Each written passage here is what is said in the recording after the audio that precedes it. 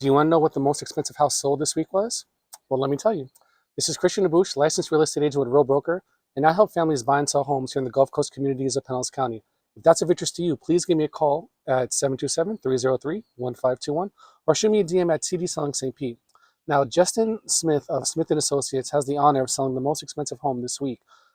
This $2,600,000 four bed, five bath, 4,005 square foot mansion was listed in Tierra Verde and closed just after a couple of days on the market.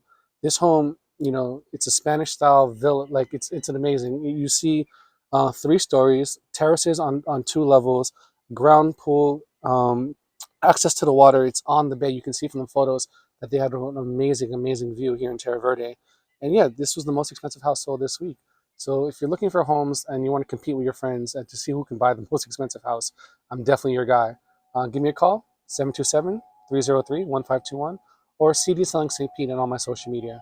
Talk to you later.